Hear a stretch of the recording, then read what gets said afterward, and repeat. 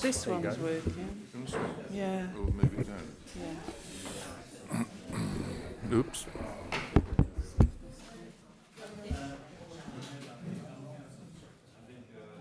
Oh, you're on. Yeah, Keep okay. it back. Because this is your chairs on, so it can stop on. Whereas this one, you'll have to keep switching on and off. Right. Right, well, good morning, members, and welcome to this meeting of the authority, 10 o'clock on the 28th of July. It says... Oh, yeah. Okay, so an auspicious morning, Jill. Apologies, we stuck in the live still. No worries. We've only just this moment started, so it's a very good entrance actually. So thank you for that. Welcome, members, as I say, and particularly to our new members, and particularly to Paul Fryer, who sat at the back there, who is our replacement representative from Oldham Metropolitan Borough Council, replacing Councillor Jack Charters, who has had to stand down. So, if we can move on to the roll call of members present, apologies for absence, and members' declarations of interest, please. Oh, well, I can do the apologies now.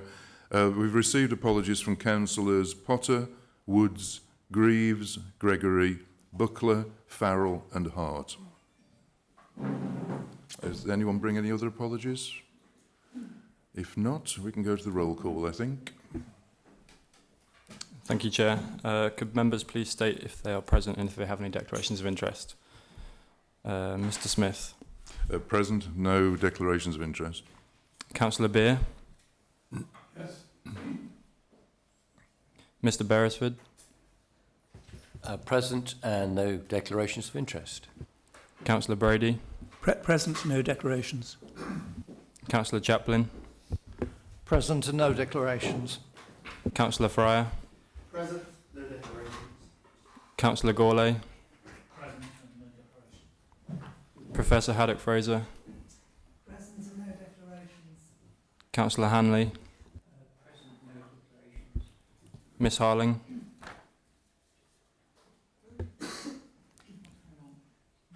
Present and no declarations. Councillor Hartshorn. Present and no declarations. Councillor Heath. Present and no declaration. Councillor Huddleston. Present and no declaration. Councillor Murphy. Present and no declarations. Councillor Nash. Present. Councillor O'Leary. Dermot, can you turn your phone off, please? The microphone, that is. Still on. Yeah. Councillor Priestley.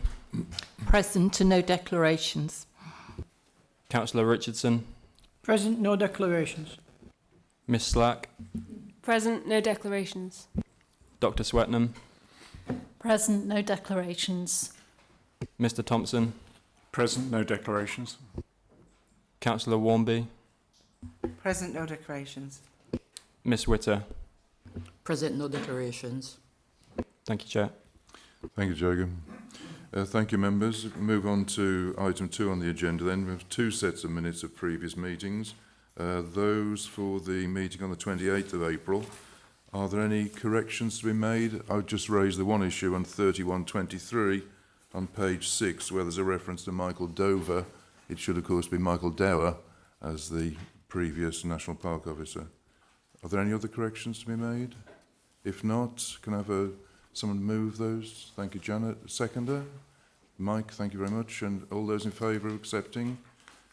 Thank you. That's roughly unanimous. And then the second set of minutes, Friday the 19th of May. Are there any corrections that anyone wishes to make? If not, can I have someone to move those? Thank you, Yvonne. And James as seconder. All those in favour of accepting? Thank you. That's unanimous again. If we can move on to agenda item 3, urgent business. There has been none notified. Nor agenda item 4, do we have any public participation. But before we move on to the Chair's report, I'd just remind members that we are broadcasting to the world We need just to bear that in mind when we make any comments that we might wish to make on issues that rise under the agenda. Move on to item 5, Chair's report. I will try to be brief, though there's been an interesting increase in my workload since the 7th of July for some reason.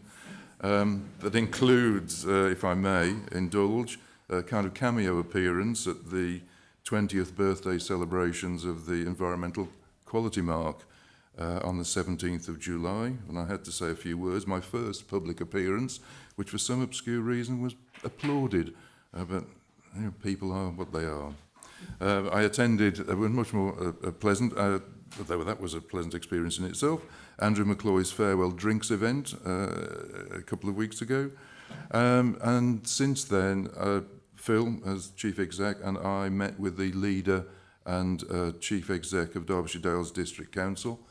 The principal topics of the discussion were, not surprisingly perhaps, local needs housing and our visitor centres, particularly the Bakewell one, which of course is owned by Derbyshire Dales District Council. The positives that came from that meeting, I think, was a recognition of the need for partnership in the future between ourselves and our constituent authority representatives. It's that much more difficult these days for us to swim alone in the shark-infested waters. So we are looking positively at supporting Derbyshire Dales in their seeking greater recognition of having to provide all their housing allocation in what is effectively 50% of their area. There's progress to be made there. Also issues such as the single funding grant figure for housing providers, which is the same across the country regardless of the costs of provision in different areas. And one positive, I think, in part of the communication and better understanding between our organisations of what our drivers are, what our policy requirements and statutory requirements are, in our case, was a repeat of the meeting of members which took place a couple of years ago, which I thought at the time was very beneficial. But again, we'll try and repeat that to enable greater mutual understanding. And in the meantime, Derbyshire Dales have kindly provided some interesting data on second home ownership across Derbyshire Dales District Council. Shows a greater concentration in the National Park, for example. And that those data have gone to our policy team to inform the further development of our associated local plan policies. It would be good, of course, if we could get similar data from our other constituent authorities, particularly perhaps High Peak and Staffordshire Moorlands. On a more sobering note, on the Monday after our AGM, I attended the funeral of Gordon Miller at Edale Parish Church. Gordon was a long-standing ranger before this organisation, before his retirement, and was the prime mover and instigator of the International Federation of Rangers. For that reason, he was known to a lot of people as the Global Ranger. But it was a full turnout. The church was full. It was standing room only at the back and outside, regardless of the rain. So it was a good send-off for him. The only other couple of things I would raise is that, just to remind members that you should have received a copy of the newsletter that goes out to our constituent MPs. It's well worth a look. It's a good example, I think, of focusing information to one of our constituencies, representatives in Parliament. And also we've received a letter from the local government ombudsman reviewing the issues that the LGO had reviewed in the last year, 22-23. There were 2 complaints investigated, neither of which were upheld, so that's good news for us. There will be a report expanding on that coming to the authority meeting in September.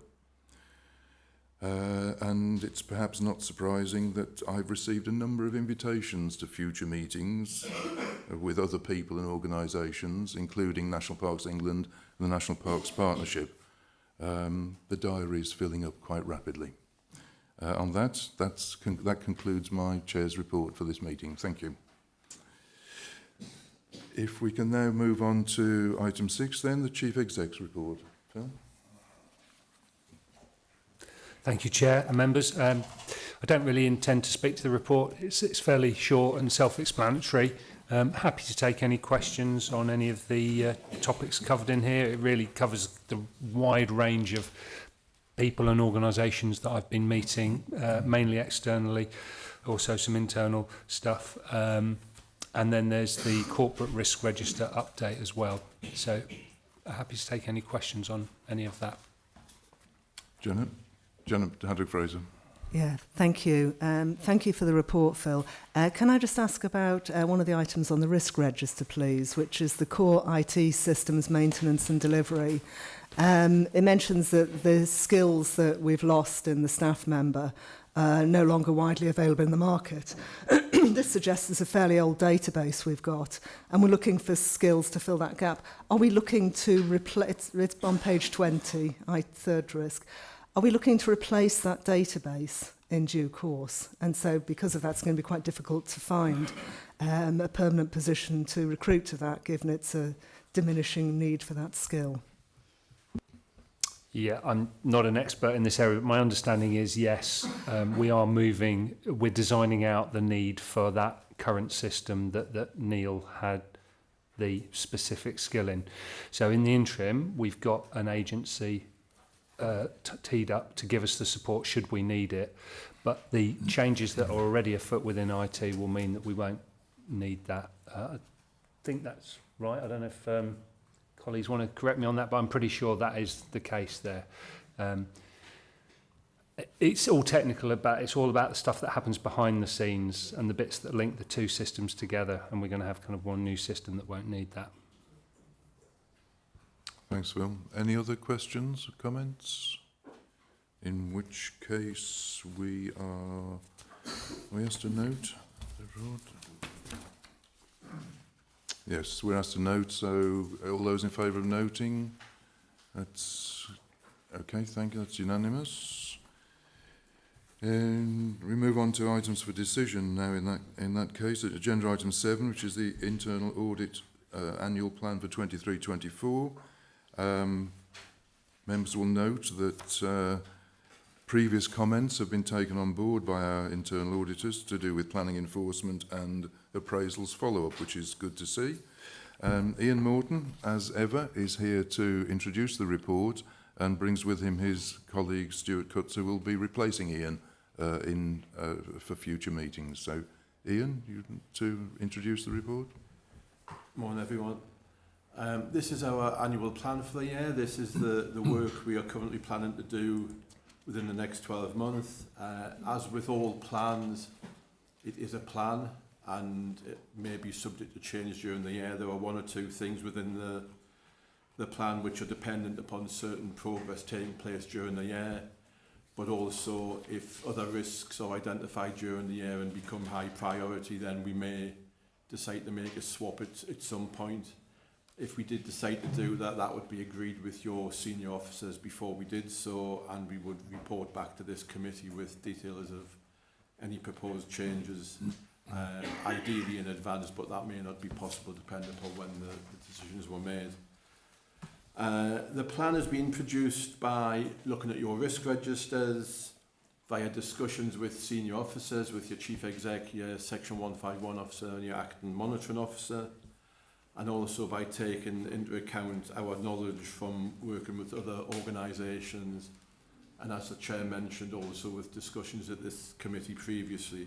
So we have got the two areas included within the plan, which were sort of originally suggested via this meeting. So looking at follow-up on the appraisals audit and also doing an audit of planning enforcement. As usual, the intention is to deliver the work in 2 blocks. First one around September time and then the second one around sort of January time. That's all really I wanted to say. I'm quite happy to take any questions, but as the chair mentioned, this is going to be my last attendance at this committee, so I would just like to thank everybody for all the support and assistance I've had over quite a few years. It's been good. It's been a good client to work for. So happy to take any questions. Thank you for that, Ian. Members, I don't see that it's a particularly controversial issue, but any comments? Patrick?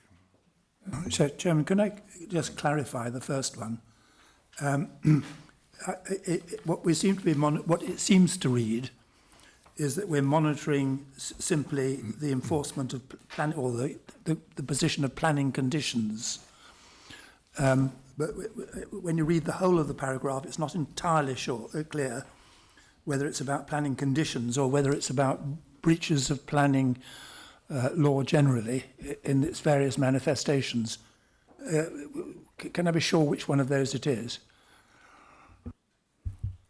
Yeah, I mean, we will agree that the final scope with officers before we start the work, but I think the intention at the moment is to do all the planning enforcement side, so compliance with conditions, but also, sorry, I forgot the exact wording you said for the second part, but anything where anyone is not following the planning approval as it's been granted. I think that would be more fruitful than looking at planning conditions particularly, which is what this seems to suggest. Thank you. Thank you, Ian. A number of members have indicated they wish to ask questions or comment. Janet Haddock-Fraser. I do beg your pardon. Simon Thompson. Thank you, Chair. Just a question on the time allocated to main accounting, 4 days. This is quite a major change. I just wondered whether that was based on experience elsewhere and 4 days is considered adequate. Yeah, I think 4 days should be fine in terms of what we'd have to cover. Obviously, a relatively small organisation, and we're used to delivering that sort of audit of that scale within that time frame. Janet? Yes, thank you. I want to ask about the audit on vehicles. It looks like it's to do with management and maintenance of the vehicles. Are you going to also look at carbon emissions from vehicles, whether we're able to reduce the use of our vehicles in our normal operations, and the role of our electric vehicles versus our fossil fuel vehicles and the balance between those? As I answered to one of the previous questions, we will discuss the fuller scope with officers in advance. We have in the past looked at another national park around the emissions of their vehicles and particularly their purchasing policy. So I would envisage that we would be covering that sort of area, but we will, as I say, we will discuss that with the officers involved at the time. Okay. And James? Thank you, Chair. Performance management and appraisals are shown here as separate entities, and I suspect that there is linkage between the two. Performance management and whether you're delivering against performance management lies in your appraisal. So I suspect there is a linkage there between those two. But my point was that performance management is for September. That will relate, maybe this is directed towards you, Justin, but that will relate to our delivery against the management plan, our own performance plan. And yet we are expecting, are we not, in the near future, more guidance from DEFRA on management planning, which will impact on our own performance plan. Therefore, given that DEFRA have promised this guidance for some time and it's not been forthcoming, September may be a little ambitious. I think we'll have to keep, as Ian had said, it's a plan, but obviously if that becomes significant change, then we can have a look at that. And I think Ian wants to come back on that as well. Yeah, I think a fair part of the performance management audit will be looking at your processes for collecting performance management data.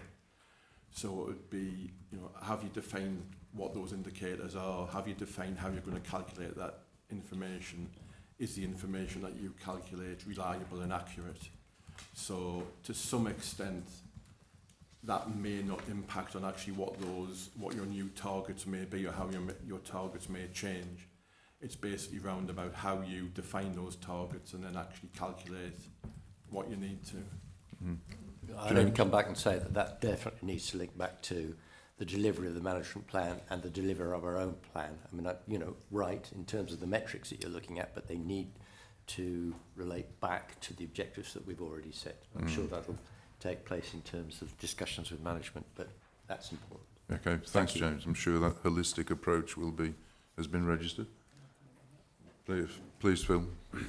Yeah, thanks. Just James, on that point around waiting to hear from DEFRA, we're waiting for two things. So we're waiting for new outcomes framework that DEFRA want to agree for all national parks, so a whole framework for what outcomes you're looking at and how you measure them, and then new approaches to management plans. Now, all of this is, I think, at least a year behind schedule now.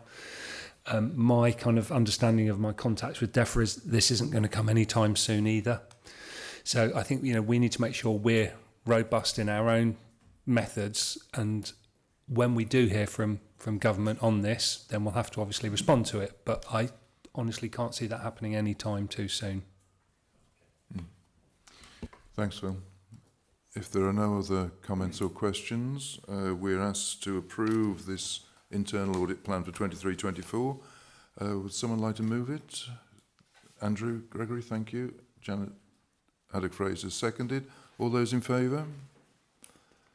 Thank you. Any against? Any abstentions? It's unanimous, I think.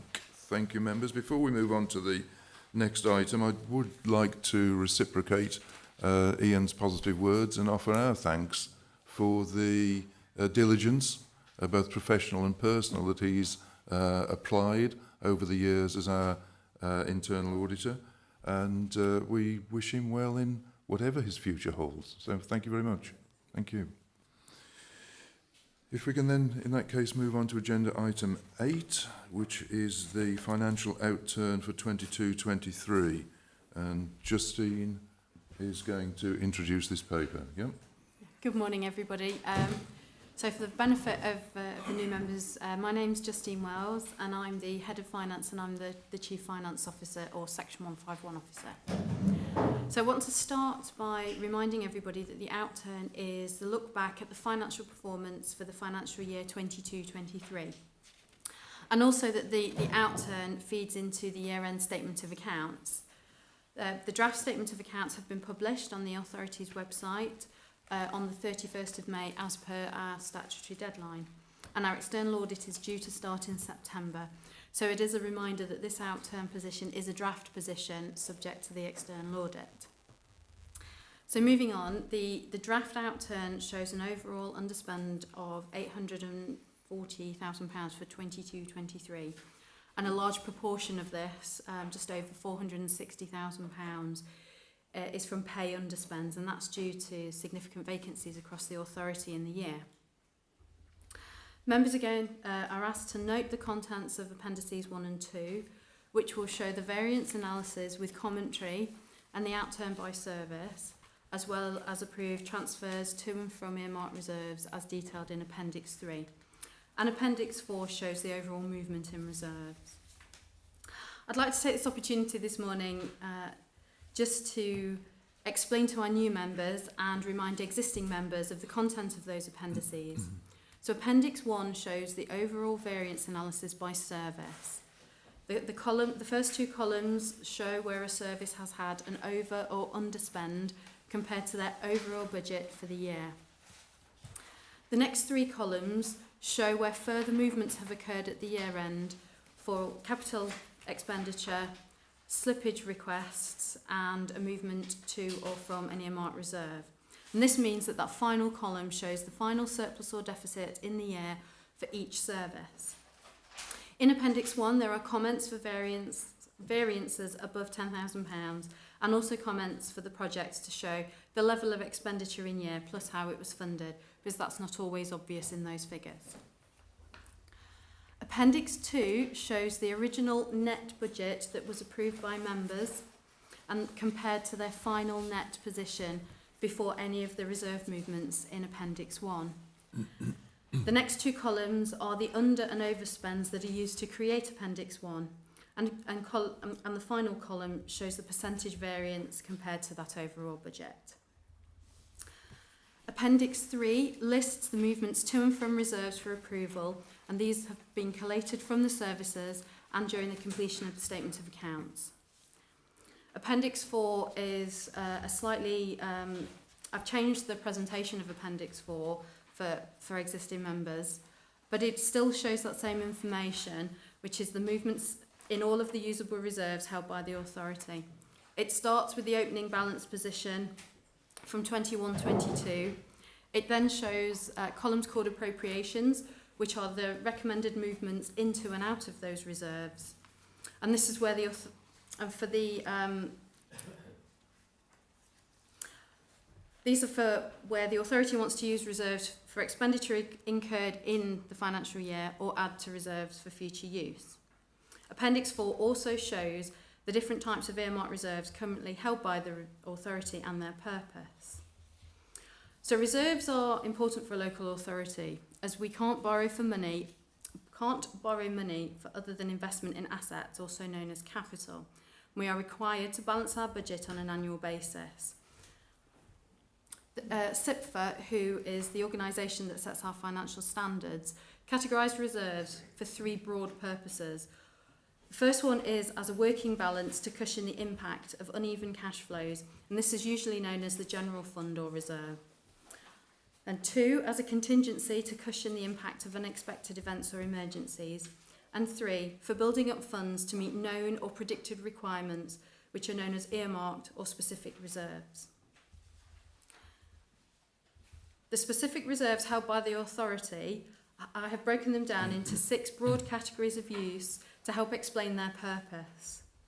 So our operational reserves are service driven and generated often from fees and charges, and are used to cover future losses or to finance future business expenditure for those services. This also includes amounts set aside for long-term maintenance and planned investment. The insurance or risk-based reserves are there to meet potential future liabilities, which will include things like legal, redundancy or VAT liabilities. Our strategic service reserves are for a specific purpose to enable service delivery, but at a more strategic level than the operational reserves, which are much more service specific. Our other service reserves include the slippage reserve, which currently holds surpluses carried forward from one financial year to be used in the following financial year. And in this case, members approved the slippage for 22-23 into 23-24 in May this year. I also want to reiterate that this is the final time that I want this slippage reserve to be used in this way, and this was discussed at length in May. The large movement from this reserve includes approved slippage of over £900,000 from 21-22 being used to fund expenditure in 22-23, as well as the approved £315,000 contribution for 22-23 into 23-24. Finally, on that list, there is the Revenue Grant Reserve, which is a type of restricted reserve, and this holds grant funding or contributions for projects where funds are received in advance and the expenditure will be incurred in future financial years. This reserve was introduced at the end of 21-22 and is a requirement in the SIPFA Code of Practice. To finish off the usable reserves on Appendix 4, the authority holds restricted reserves, which, as their name suggests, their use is restricted. These currently contain several bequests, but have previously included Section 106 receipts that the authority has had. And there's also the Capital Receipt Reserve, which holds the proceeds from the disposal of assets, and this can only be used to fund future capital expenditure. The CEO and I reviewed our current reserves to ensure they are fit for purpose. And as a result of that review, it is recommended that the Resilience Reserve is renamed the Operational Effectiveness Reserve to enable the authority to implement new emerging priorities, such as any investor save initiatives or projects which will generate income to help make the authority more financially resilient in the future. £730,000 of the overall underspend is recommended to be added to this reserve to enable large-scale projects to be developed.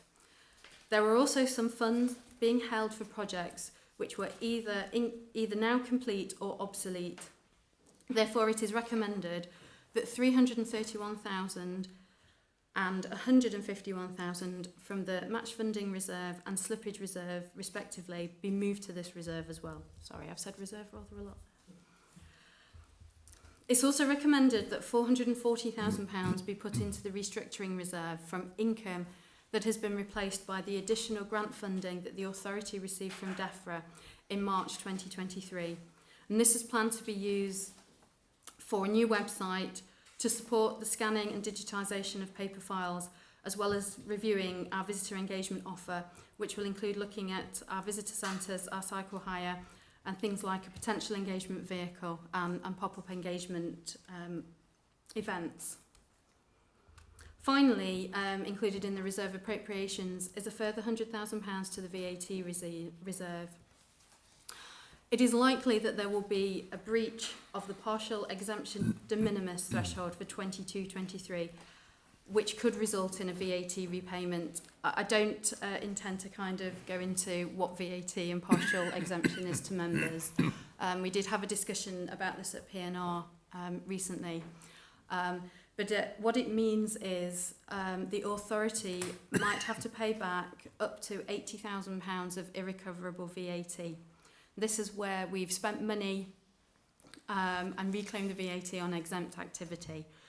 The authority had to make a payment of £59,000 for the 1920 financial year as well.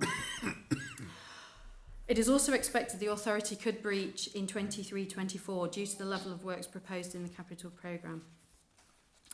We're currently working with PS Tax, the authority's tax advisors, and they're reviewing our calculations to ensure accuracy and to minimise the amount payable.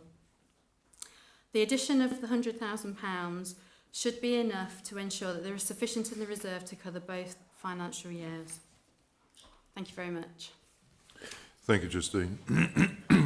It was, as Justine said, it was felt appropriate to go into a bit of detail as to what the reserves are, to remind our existing members and to introduce our new members to the reserves, without wishing to overplay that word. Members, any questions or comments? Annabelle? Thanks, Justine, for the very clear report and setting out the reserves. I think it would be really helpful just to set out in layperson's terms how underspends relate to the current reorganisation and why underspends don't preclude the need for a reorganisation. I think it'd be useful to make that really clear. Is that one for you, Phil? Yeah, really good question, Annabelle. I will cover some of that, I think, in the Part B paper. But the majority of our underspends come from salaries because we've got roles that we can't recruit to. We're really struggling, which is one of the reasons for the Part B paper, which is predicated ultimately, or at least partially, on recalibrating our pay scale so that we're more competitive, so we don't continue to have ongoing vacancies. So there's an underspend because we just cannot hire people despite trying. But then because those people aren't there, they're not then doing activities that would then spend activity money. So there's a further underspend from that as well. Now, lots of that activity still needs doing. We just haven't had anyone to do it yet. So that's why that kind of needs to be carried over. For me, they're the main drivers in the underspend. And I would say that doesn't take away the fact that we need to do the kind of restructuring to look at being able to have a full complement of staff who'll then be able to undertake a full complement of work. Okay. Ruth Swetnam. I've got two questions, if I may. So the first one is with regard to why renaming a reserve means that you can suddenly use it differently. What's all that about, please?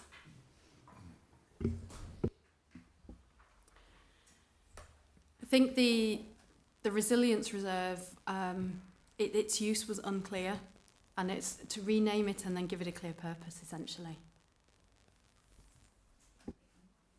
And the second question? The second question relates to the post-COVID working reserve. I've read what it says above it in terms of to fund costs of implementing hybrid working. How long do you envisage that needs to be in the reserves? I mean, have we not now moved into post-COVID situation and hybrid working is just a normal part of the authority's activity? I just want a comment on that, please. Thank you.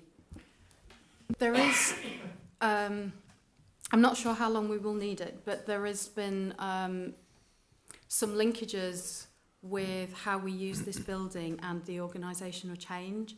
So some of that funding would be for internal reorganisation of this building. So that is still required as we work out how we might sit somewhere and any kind of further funds. There was also, when it was renamed the post-COVID working, there was a greater call on occupational health requirements. And so really it was to make sure that we didn't stop that too soon. So there's kind of two elements that is there for. So the building element still hasn't finished. And it is probably time to review whether we've needed it for that ongoing mental health issues potentially stemming from COVID. Mm-hmm. But I anticipate that'll be something that will be looked at this time next year, or for this time next year. Janet Haddock-Fraser. Yeah, Justine, thank you for the report. And Annabelle, thank you for your first question. I was going to ask a similar one. I think at the outset, a draft surplus of 840,000 looks like we're doing really well, or that we're maybe not managing our finances and being a little prudent. But it's very clear from your report and narrative that actually we've got a problem with vacancies because we can't recruit staff, and then the other part of that is that we then can't do the work that we've budgeted for to do that. So at the outset it can look like a really positive position, but it's not, because we're not getting done what we need to get done. So I really welcome that question and the comment on organisational change. I also welcome the idea of the operational effectiveness review and the idea that we can start looking at individual slippage and start bringing it together as a collective at full organisational level to spend most effectively for strategic need. I think that's really good. There is a question in here, it's actually a fairly minor question, which is to do with paragraph 12, which is significant challenges for the audit profession in completing local authority audits in a timely manner. Why? The short answer is they have recruitment and staffing issues. There is a significant... sorry, I'll start that sentence again. This has been looked at by central government. There are a significant number of local authority audits that were not signed off for 21-22. So to have our audit signed off is actually in the minority. I believe the statistics is 27% were signed off. There's also wider issues looking at what the auditors are being asked to look at, particularly around valuation of assets and valuations of pensions. And then the other issue is how they catch up. So there's kind of current things happening in the audit profession. So we're on the good list that we've got ours approved at the moment. Long may it stay that way. But, thank you, Justine. Simon Thompson. Thank you, Chair. As a new member, I have to confess I found these accounts quite impenetrable to start with, but fortunately, Justine gave me a private tutorial, which is extremely helpful. At no cost, of course. Nonetheless, I'm very supportive of this rationalisation of the reserves, because I do think that these excessive movements in and out of reserves, particularly the slippage reserve, just obscure underlying performance. So fully support the moves that Justine and the team are proposing there. Another suggestion, I think, is that where we have activities that have both significant income and significant costs, the variance analysis should be broken down. At the moment, the income is netted off against costs, which obscures the underlying performance. It would be helpful to have the variance analysis both on costs and income to see where if there are problems, where they lie. And really reiterating the point that's been made by Annabelle and Janet on budgeting of the size of underspend. Of course, we're focusing on the net number, but when you look at the individual underspends, they're very significant, which I think just raises questions about the quality of the budgeting process. Thank you, Simon. I think in Janet's defence, though she's well capable of defending herself, that the way the financial information is presented is an historic way. It's one that Justine inherited, and I know she's not comfortable with it. And we are looking forward to the implementation of the new financial system and an improved presentation of financial matters, so that there is a reduced need for private tutorials on the financial outturn. And I'm sure it's not peculiar to yourself. I think everyone has some difficulties, and I'm being diplomatic here, in understanding the figures. But yeah, thank you for your comments as well. Justine, I don't know whether you want to add anything to that. I don't actually think there's too much to add, other than the new finance system is hoping to be implemented from October, and we have the members' workshops in the autumn, and I really hope to discuss that with members to try and input to kind of give some really much more understandable, easier to read sort of financial information to members. Thanks, Justine. Mike Chaplin. Thank you, Chair, and thank you, Justine, for what you've just said. I think many of us members would benefit from that finance workshop in the autumn. It was coming back to something that Ruth raised in her first question about and fully understand the reason now why you're repurposing what was called the resilience reserve. But do each of the reserves actually have a definition attached to them, so that you know what they're being purposed for? Because if not, that might, I just wonder if that would help improve and clarify matters for everyone concerned, or whether it would then become a hindrance. Thank you, Mike. Justine? I do have that, because it was one of those things that I really needed to share with Phil, to try and share that understanding. But I think the conversation that Phil and I had earlier this year will be reserves will be another continuing conversation. But yes, there is a little annotation against each reserve. Thank you, Justine. Phil? Yeah, I think Janet raises the point around the reserves. The surplus at the end of the year makes us look good, but actually it's not good in a way, because it means we haven't been able to do stuff. But it is still good. We could be on the other side of this line and actually be in a deficit situation, and there are many local authorities that are in that position. So having a good, healthy set of reserves is a really positive thing. We don't want to continually sit with a really high level of reserves. That's not what reserves are for. So we want to put them to good use. And renaming one of these reserves as the Operational Effectiveness Reserve is to build up that pot of money to do good things. And Justine mentioned investing to save. I actually think we should be talking about invest to operate. Because at the moment we have a fixed government grant that is declining in real terms, and that is limiting our ability to operate, and we have a lot of money in reserve. So I want to invest that money to give us an ongoing revenue to allow us to operate. Now, I do have some plans for that. They're early stages, which is why I've not really brought them to members, but also in terms of timing. We are going through a difficult process of a restructure and needing to save kind of operational revenue funding. And I don't think it's quite right at the moment to start bringing forward proposals to spend. Let's get through the current process. Let's get ourselves in the right structure with the right balance. And then over the next year or so, that'll give me more time to fully think out some of these ideas to invest to operate. And I will then bring them forward to members. So it is a little bit obscure at the moment as to what it's used for, or what it will be used for, but that will become clearer in the near future. Thank you, Phil, for that explanation. Members, any other questions? Or Andy Nash. Thanks, Justin, for the report. I'm not sure if this is a question for you or Phil, but I'm new, so excuse me if I don't quite understand the process, and I haven't seen a 3 or 4 year forecast to go with this.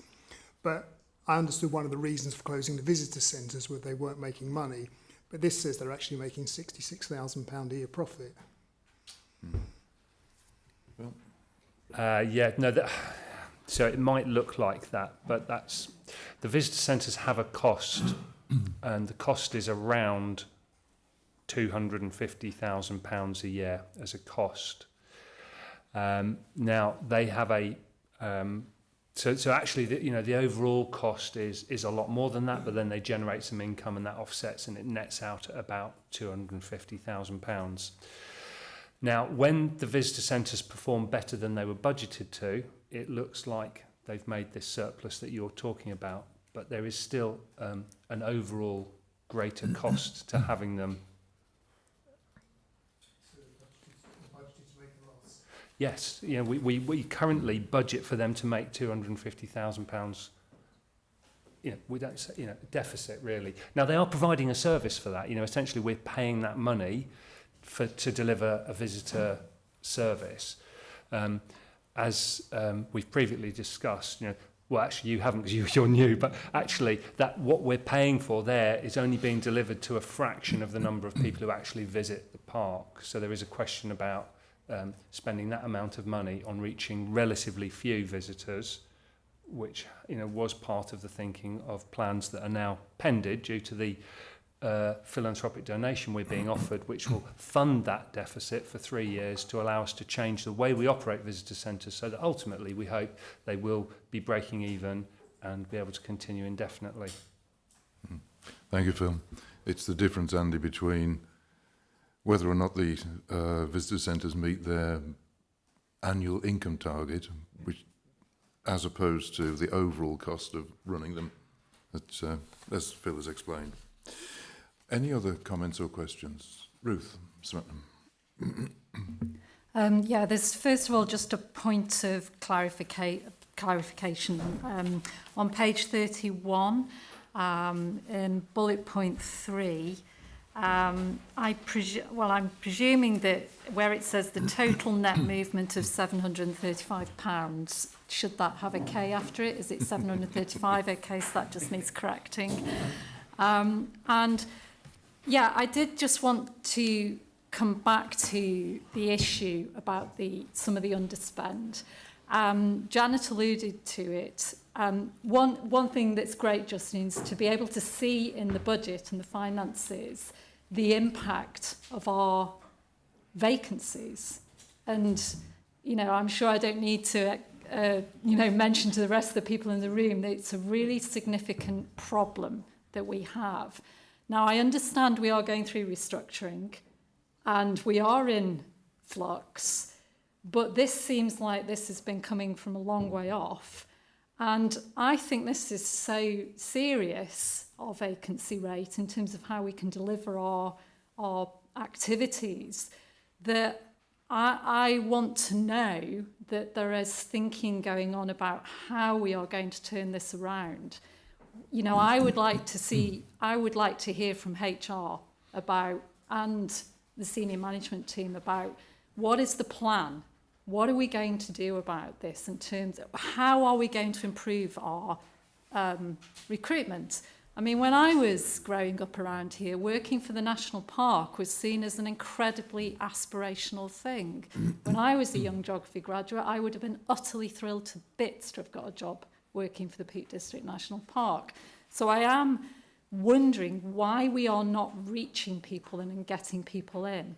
So I know you might not have the answer to that, but I wanted to get this on record because I think we as a board and as an authority, we can't wait until all of this restructuring has, worked through, because that could take us a year. So Justine, thank you very much for really I know that wasn't your purpose here, but it really shows up very clearly in the accounts. I hadn't realised quite how serious this was. I don't know if this may not be the moment to discuss it, but I think the finances really make it clear.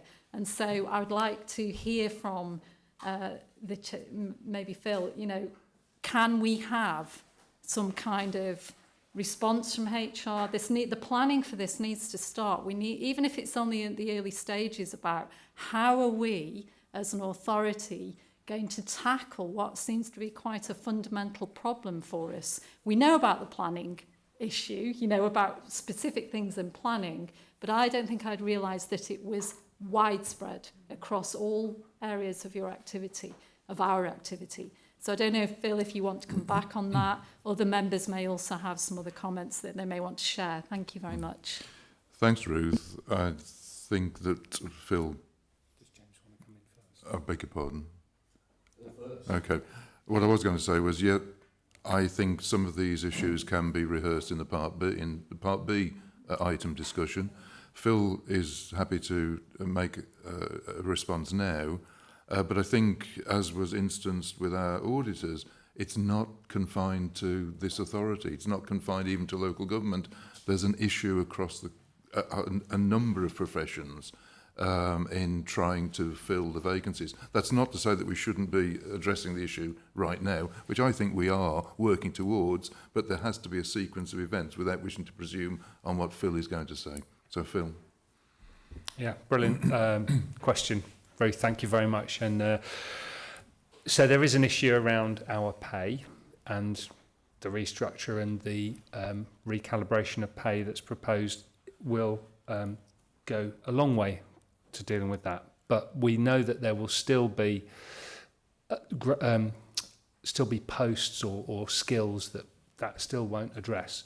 So we're very aware of the overall challenge, and I think we have quite a broad range of things that we're going to do. It is about that, those new pay grades, but it isn't just about that.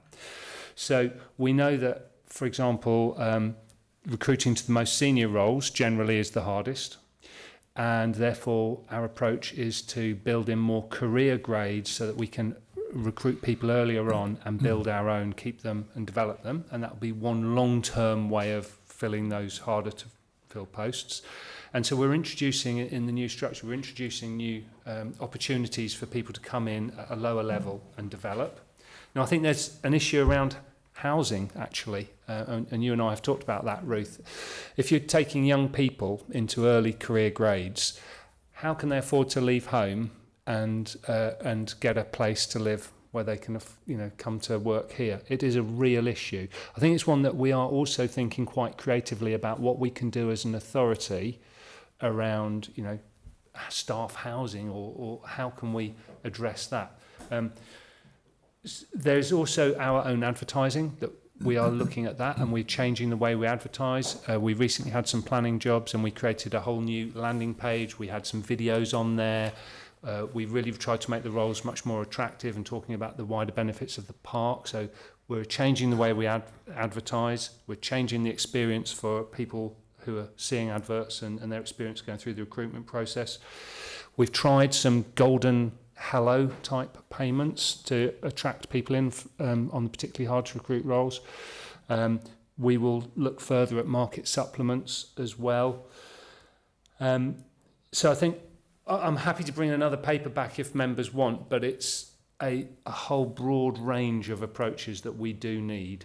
And on top of that, we also need the culture to be right here, so that when people come here, they want to stay here, they're inspired, they've got opportunities to develop, and there's work that we'll need to do around creating that dynamic, visionary kind of culture that people really want to join and be a part of and see their career developing here. So, yeah, there's a lot needs to be done, and I do think there is a plan in place for a lot of it. And if members would like to see that, then I can bring forward something in a paper, if you like.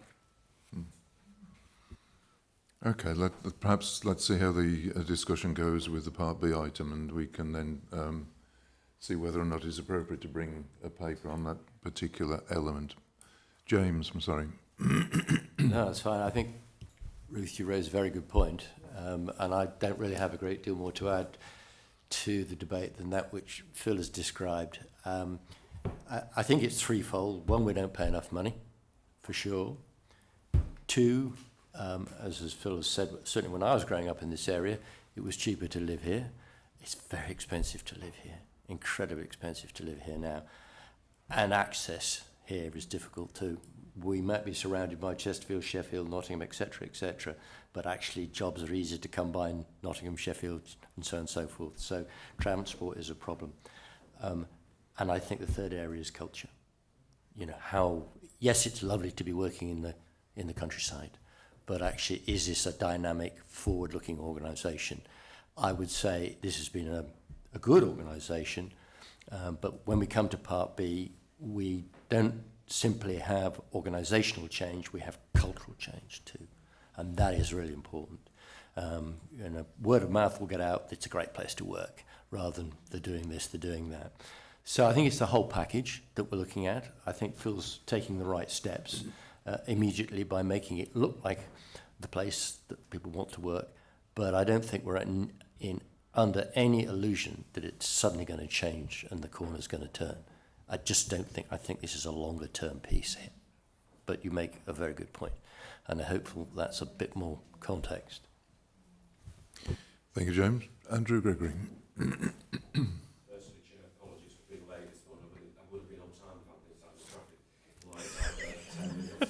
in traffic. It's character forming, Andrew.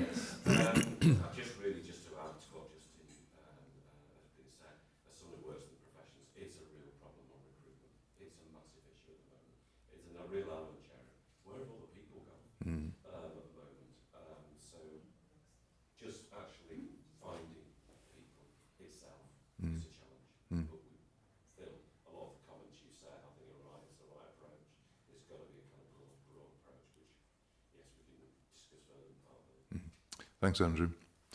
Are there any other comments or questions? In which case we are asked through the recommendations to note the outturn position and variance analysis for 22-23 and to approve the specific reserve appropriations of 1.7 million as shown in Appendix 3. Is someone willing to move that? Thank you, Ken Richardson. And second, Annabelle, thank you. All those in favour? Show of hands. Any against?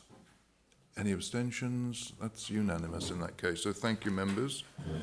If we can move on to agenda item 9 in that case, report from outside bodies, kindly being provided by James Beresford.